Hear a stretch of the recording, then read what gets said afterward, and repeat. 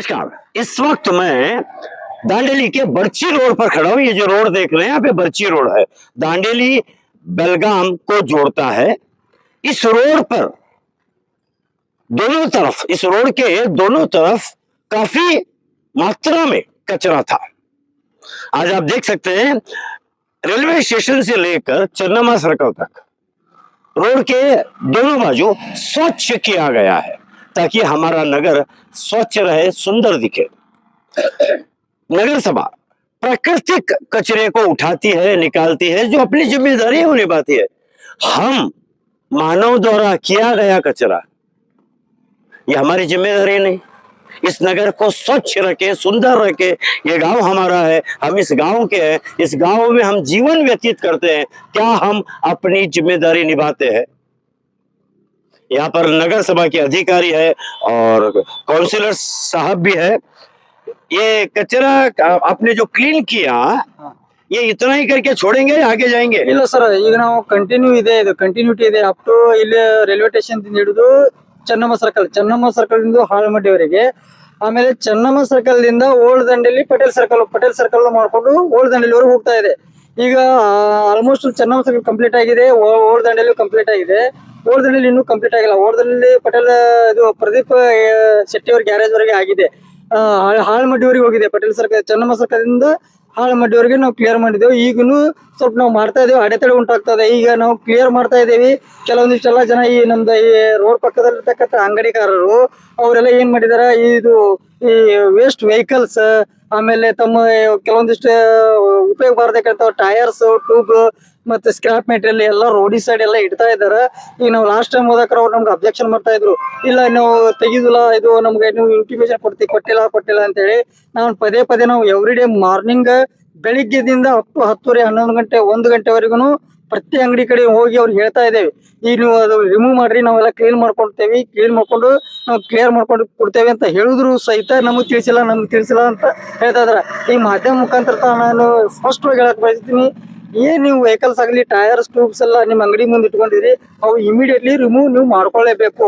ಇಲ್ಲವಾದಲ್ಲಿ ನಾವು ನಗರಸಭೆಯಿಂದ ವತಿಯಿಂದ ನಾವು ತೆರವುಗೊಳಿಸಿ ನಾವು ಮತ್ತೆ ನಮ್ಮ SWM ಸೈಟಿ ನಾವು ತಗೊಂಡು ಹೋಗಕ್ಕೆ ನಾನು ಹೇಳಕ್ ಇಷ್ಟಪಡ್ತೀನಿ ಸರ್. सब क्या बोलना चाहेंगे लोगों को और क्या होना चाहिए? ಎಲ್ಲರಿಗೂ ನಮಸ್ಕಾರ. ನಮಗೆ ನಗರಸಭೆಯಿಂದ ನಾವು ಏನು ಹೇಳೋದಂತಂದ್ರೆ, ಈಗಾಗಲೇ ನಾವು ಮುಖ್ಯ ರಸ್ತೆಯ ಎಡಭಾಗ ಹಾಗೂ ಬಲಭಾಗದಲ್ಲಿ ಇರುವಂತ ಎಲ್ಲ ಫುಟ್ಪಾತ್ಗಳನ್ನ ನಾವೆಲ್ಲ ಸ್ವಚ್ಛತೆಗೊಳಿಸ್ತಾ ಇದ್ದೀವಿ.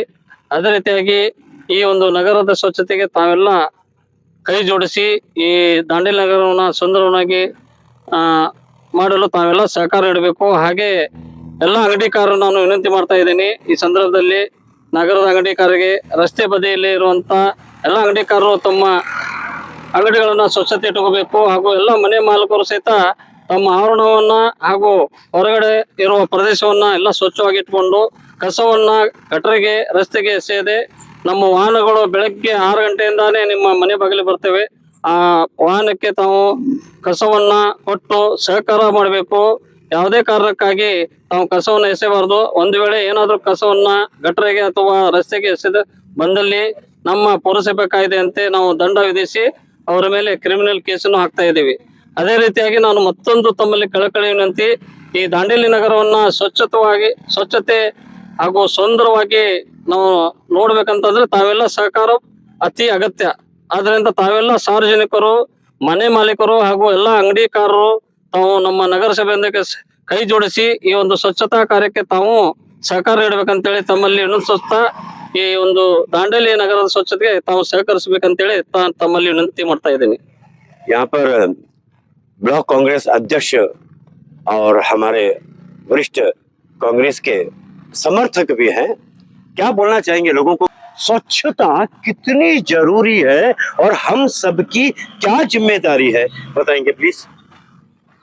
ನಾನು ಮೊಟ್ಟ ಮೊದಲನೇದಾಗಿ ಈ ಬಾರಿ ನಗರಸಭೆ ಪೌರಾಯುಕ್ತರಿಗೆ ಮತ್ತು ಸಿಬ್ಬಂದಿಗಳಿಗೆ ಧನ್ಯವಾದ ಹೇಳಿಕ್ಕೆ ಇಚ್ಛೆ ಪಡ್ತೀನಿ.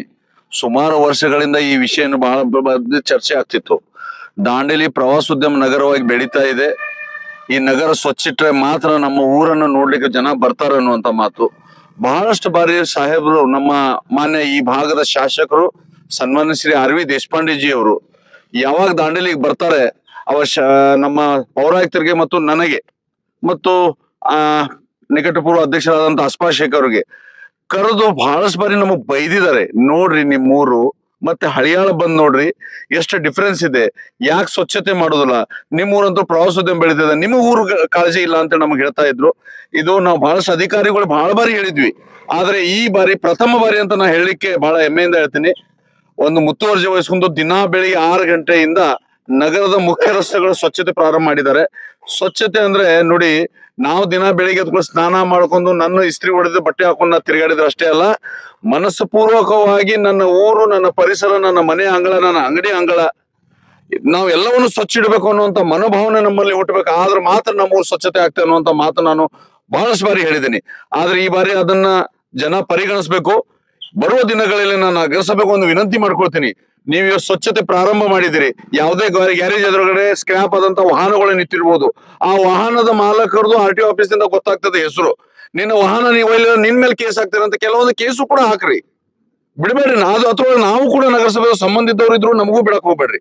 ಇದು ಮಾಡಿದ್ರೆ ಮಾತ್ರ ಹೆದರಿಕೆ ಹೊಡ್ತದೆ, ಸ್ವಚ್ಛತೆ ಮಾತ್ರ ಉಳಿತದೆ. ಇವತ್ತು ನೀವು ಚೆನ್ನಮ್ಮ ಸರ್ಕಲ್ ದಿಂದ ಈ ರೈಲ್ವೆ ಸ್ಟೇಷನ್ ವರೆಗೆ, ಚೆನ್ನಮ್ಮ ಸರ್ಕಲ್ ನಿಂದ ಹಾಳಮಡ್ಡಿಯವರೆಗೆ ನಾನು ನೋಡಿದೆ ಎಷ್ಟು ಕಸ ತೆಗೆದ್ರು. ನೀವು ದಿನಕ್ಕೆ 10 ಲೋಡ್ ಹೋಗುವುದನ್ನು ನಾನು ಕಂಡಿದ್ದೀನಿ.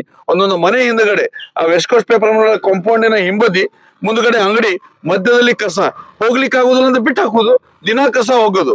ಅದೇ ರೀತಿ ಹಳೆ ದಾಂಡೇಲಿ ರಸ್ತೆ ಕೂಡ ನಾನು ನೋಡಿದೆ, ನಮ್ಮ ಪ್ರವಾಸಿ ಮಂದಿರ ಆ ಭಾಗದಲ್ಲಿ ಕೂಡ ಸ್ಕ್ರಾಪ್ನವರು ಹತ್ತಾಗಿತ್ತ ಕಡೆ ಬಹಳಷ್ಟು ಇಟ್ಟಿರ್ತಾರೆ.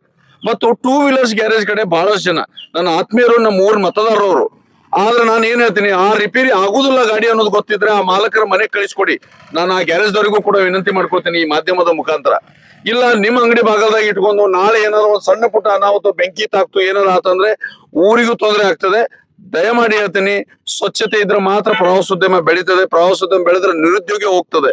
ನಮ್ಮ ದಾಂಡೇಲಿಯಲ್ಲಿ ಬಹಳಷ್ಟು ನಿರುದ್ಯೋಗ ತಾಂಡವ ಆಡ್ತದೆ, ಕಲ್ತಂತ ಯುವಕರಿದ್ದಾರೆ. ಅದಕ್ಕಾಗಿ ಸ್ವಚ್ಛತೆ ಬಗ್ಗೆ ಒಂದು ಪಾದಾರ್ಪಣೆ ನಾವು ಮಾಡಿದೀವಿ. ನಗರಸಭೆ ಜೊತೆಗೆ ನಾವು ಸಾರ್ವಜನಿಕರು ನಿಲ್ಲುವ, ಊರಿನ ಸ್ವಚ್ಛಗಾಗಿ ನಾವು ಪಣ ತೊಡುವ ಅನ್ನುವಂತ ಮಾತು ಈ ಸಂದರ್ಭದಲ್ಲಿ ಹೇಳಿಕ್ಕೆ ಇಚ್ಛೆಪಡ್ತೀನಿ.